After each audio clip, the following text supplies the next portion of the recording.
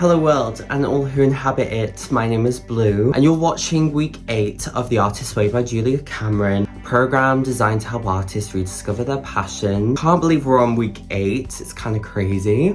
If this is your first time watching me, hello. I'd really appreciate it if you can watch the other videos just so then you're all up to date. Okay, I'm not gonna float about for too long, let's get right into it. So week 8 is all about recovering a sense of strength. This chapter focuses on a different kind of creative block, time. Julia Cameron invites us to look at how we use and sometimes misuse our sense of time and avoid taking creative risks. We'll explore how fear, criticism and the stories we tell ourselves are being too old, too late or not ready keep us from our own power. Cameron starts this chapter with survival. She starts by reminding us that being an artist means developing resilience, because every single creative person out there has experienced some level of rejection, disappointment, loss, and for many of us, our earliest creative wounds come from the criticism that we've received, maybe from a teacher or a parent. But the truth is, art does not thrive on perfection, it thrives on persistence. Survival as an artist isn't about never falling, it's about continuing despite the fall. She compares it to growing up emotionally as a creative. Just like a child learns independence, an artist learns autonomy, learning not to rely on the approval of others to keep creating. Criticism is inevitable, but it doesn't have to define us. What matters most is how we respond. Each time we keep going, we strengthen our creative core. Cameron then moves the conversation over to the ivory power. Here, Cameron talks about authority and how many artists will give their power to institutions or mentors or gatekeepers. Maybe we wait for permission, a film deal,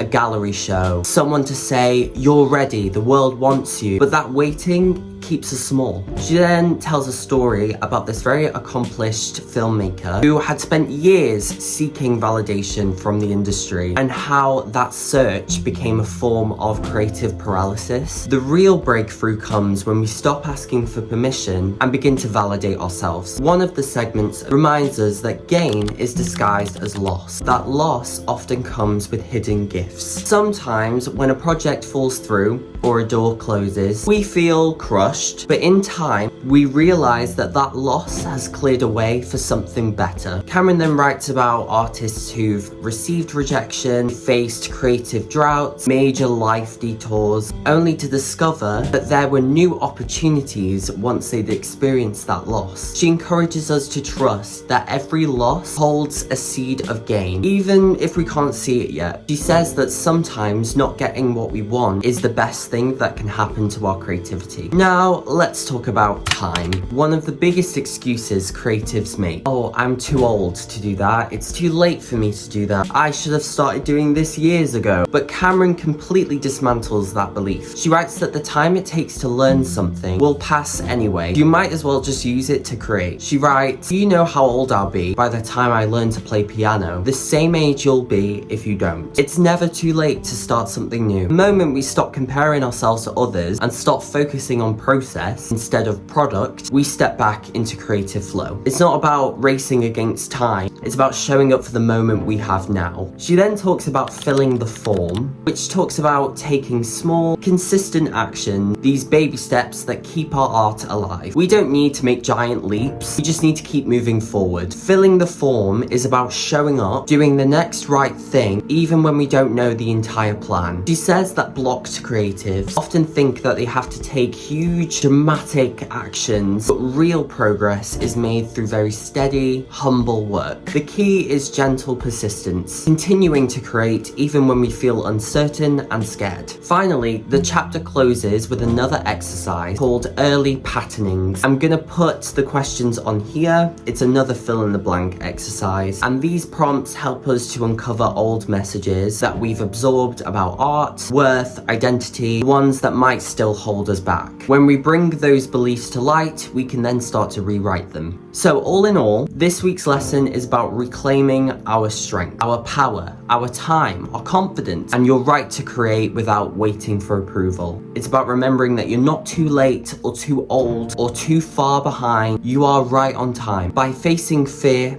embracing small action, forgiving your past creative wounds, you rediscover your strength. And the moment you start creating again, even in the small ways, that strength can begin to grow. Your creative power is already within you.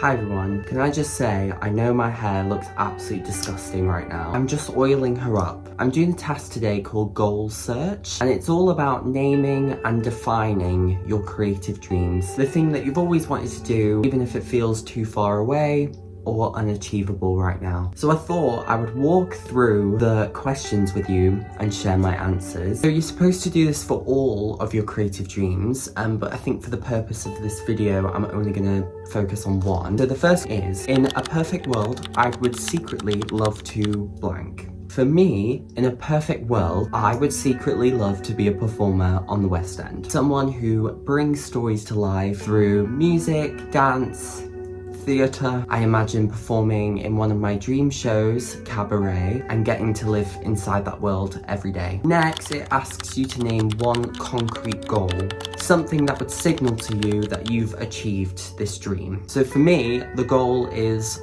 performing as a principal or ensemble role in Cabaret the Musical on the West End. Stepping out under the lights, hearing the orchestra start, and knowing that I've earned that moment. Then it asks, where would you like to be in 5 years in relation to this goal and your true north? As we know, I hate this question because time is ever changing. I don't know where I'm going to be in 5 years, but I can dream. In 5 years, I would still love to be living in London, performing regularly in musical theatre, surrounded by other creatives and building a reputation. I want to resonate with people. I want to be a performer that stays with people, even when the curtain has come down. So next up is what action you can take this year to move closer. So I think the big focus is getting an agent, because as a self-represented performer, nobody sees you, nobody actually looks at you twice. I think it's true. I think casting directors don't really bat an eyelid when it comes to self-represented performers. I think as well building visibility, you know, putting more content out there, exploring other fields, connecting with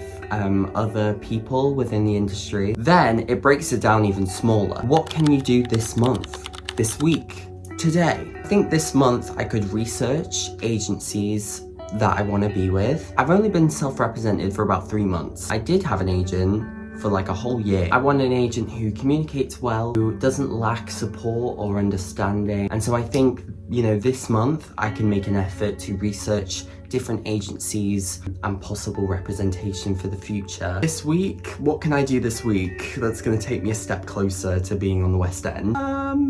Difficult one. Possibly read about Cabaret, practice some of the music that's in Cabaret, painting that world for yourself. And for today, I mean, this is an action, right? Doing the artist way is an action towards that goal. Even just taking a few minutes to visualize yourself in that role. That's something, because every step is part of the climb.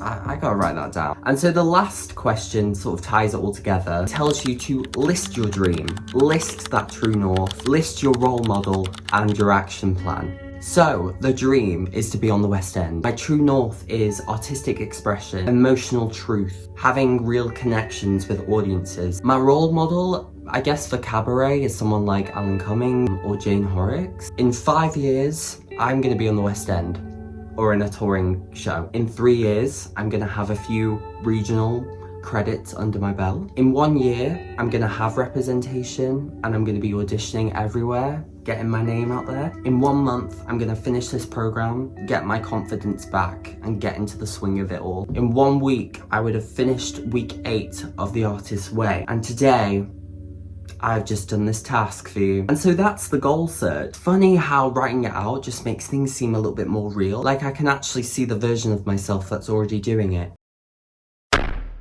The 2 tasks that I'm gonna do today ask you to look inward. One of them is about your childhood and the other is about colour schemes. The first task asks the question, what might you have been if you had perfect nurturing? For me, a perfectly nurtured version of myself would have been a kid who was never told to tone it down or to fit into this specific mold. I always knew that I was different. I always knew that I wasn't like my school peers. I did feel like an anomaly for most of my childhood. Sometimes that made me feel very lonely, felt a bit like an outcast. There were multiple times throughout my childhood where there were certain things that I wasn't allowed to do. Not wasn't allowed to, but it just wasn't encouraged. And you know, a lot of boys would play with Lego, or like play with Hot Wheel cars, or play a bit of football or something, but that wasn't me. I didn't enjoy it, I didn't resonate with it, it didn't speak with me. I wanted to do things like dressing up, and so I would wear dresses and heels and tight. Not much has changed since then. Bless my parents, they were literally like, oh, like, why are you dressing up like that? Can't you just be with the other boys and play football? I know that they wouldn't say that to make me feel small or to embarrass me, or, you know, like, I know that. I think my parents had the best interests at heart. It just makes you think that you're different and you don't belong. It makes you feel singled out in that kind of way. Even in terms of, you know, colours, like my favourite colour growing up was pink. I remember we were at this place where like we were putting our handprints on a plate for like my nan. All the grandkids would like dip their hand in paint and put their handprint on the plate. I remember saying like, oh, I really want a pink hand for mine. And I was told that boys aren't supposed to like pink. So all of my cousins and my sister, they were allowed to choose what colour they wanted for the plate, and I wasn't. And I think when you grow up with that kind of environment, it can cause a lot of problems, especially with identity and your confidence. I do just want to say, like, I don't think my parents are awful people for doing that or like steering me in that direction. I don't at all. I'm very grateful for my parents and I love them so much because they're my parents. But I do think if I'd have grown up in an environment where my parents didn't care so much, I do think it would have prevented a lot of issues that I've had growing up. I can't really picture the trajectory of my life going forward, but if I'm ever lucky enough to raise children of my own, I would always want them to feel safe and empowered. You know, if my baby boy wants to play with dolls instead of cars, I will get my baby boy some dolls to play with. Even if my child loved cars, I would still support that. My parents, they really made an active effort to take me to theatre school, book me in dance class, you know, drive me to theatres and auditions and stuff. Like, my parents were really good at that, and I am so grateful. But with that,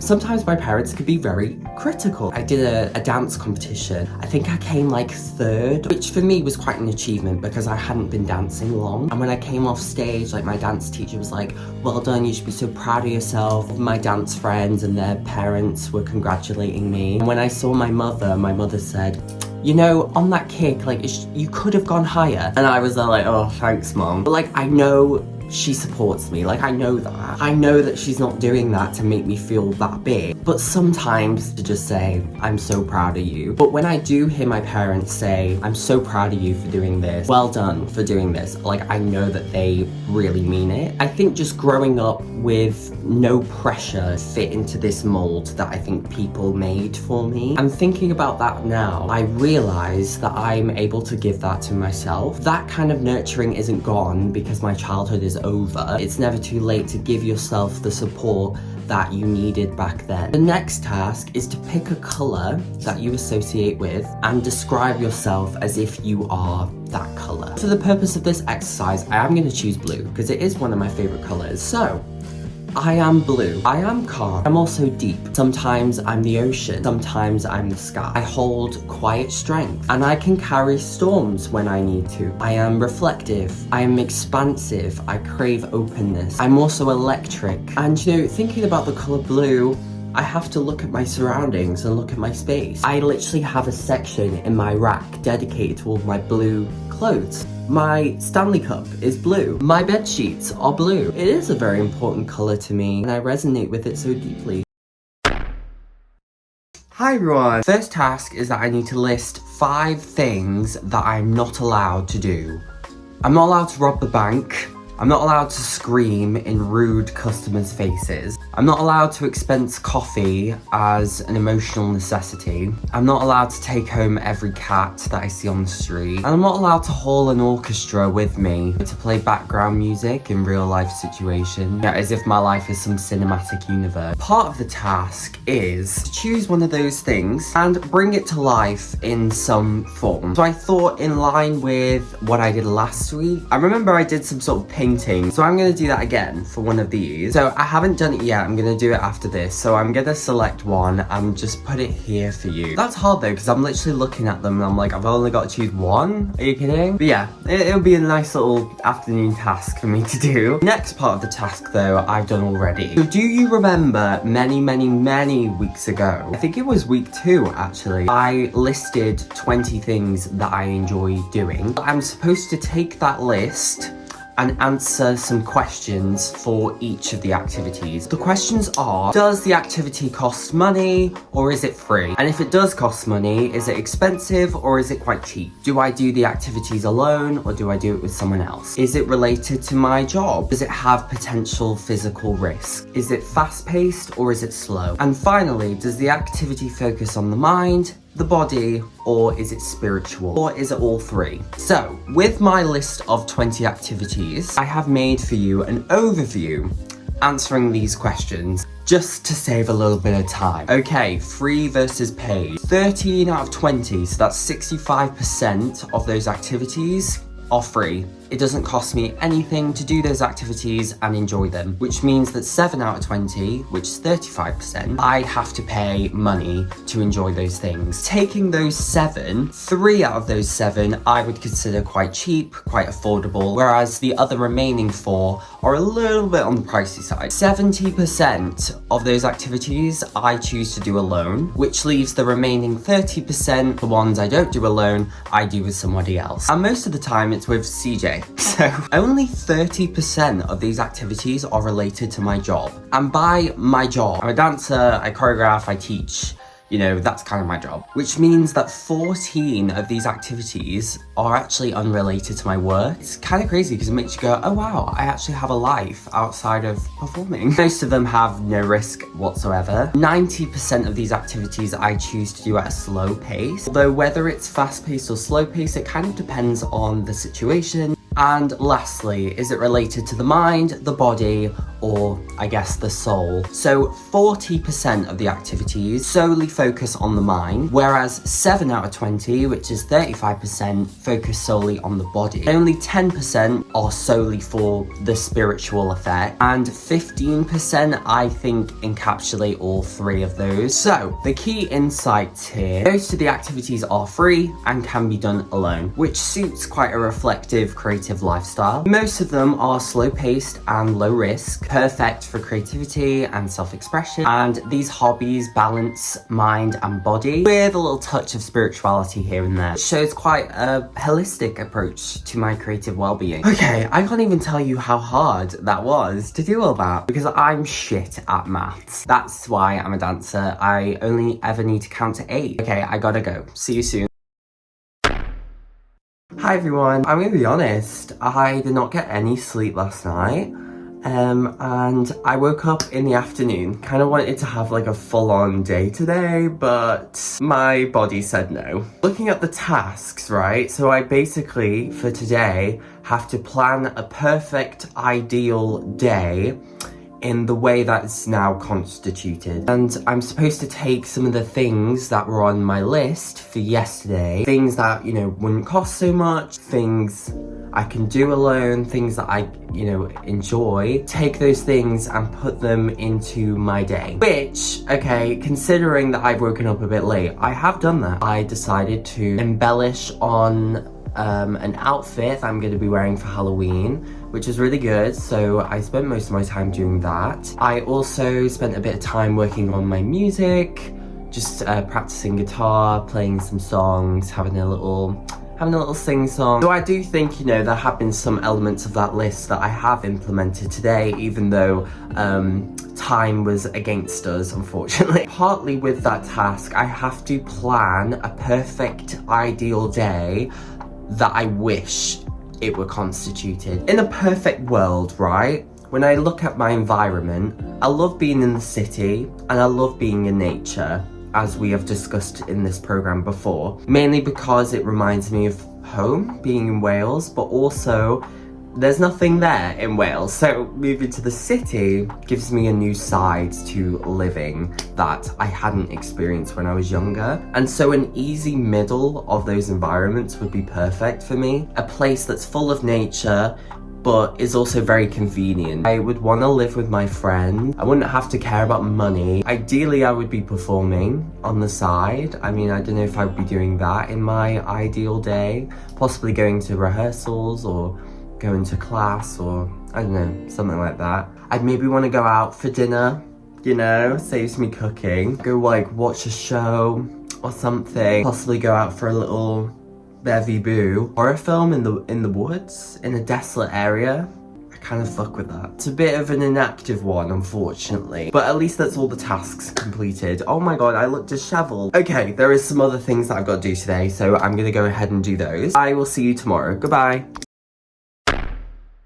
End of another week. Can't believe it. Week 8, 2/3 of the program done. I look like an absolute rat, but I've got to do this check-in for you. So going right into it, I have something to show you. Yes, I did do the morning pages every single day this week, which means I've been doing them for 8 weeks straight. Because of that, all the pages are completed. Every single one of them. Which means that now I've got a new book to fill out. What I fear it might be worse. So my artist date this week, I was gonna do something else. Things didn't go to plan. Yesterday and today, I have been playing a lot of music. I've been embellishing on outfits like you would have seen yesterday. I'm counting that as my artist date because I am working on my art. I have cleaned my room as well. You'll like to see my desk. It looks so nice. I can't promise that's gonna stay clean. Just gonna let you know. You don't need to spend money on things to treat yourself. Which kind of brings me on to synchronicities. I checked my bank the other day and found that I had been paid 3 days early. And it's only a synchronicity because in the morning pages this week, I actually had written affirmations and I wrote over and over again that I have endless amounts of money. Could have a connection there. Let's talk about this week on a general plane. So the tasks for this week. I mean, they're alright. I don't really have much to say. They weren't very practical, but then I think, did I really have the time or the money or the patience to be doing practical things this week? No. Kind of liked how reflective this week was. What else happened this week? I don't know, it's all a bit of a blur, to be honest. I did find it quite hard this week, but I think that's just energetically, you know, it's getting colder. I'm working a lot more, so my time is already quite limited. I have commitments elsewhere. I have people to see and things to do. That kind of minimizes the amount of time that you have for the project. And I think when you're in that kind of mindset, you're just kind of like, get it done, get it done, get it done. But I really do try when I am doing the tasks to be very present, even when I'm relaying the tasks on video. So that's kind of all I have to say for this week. I'm feeling very motivated after this week. I think I really want next week to be a very good week. I think because I've just got paid.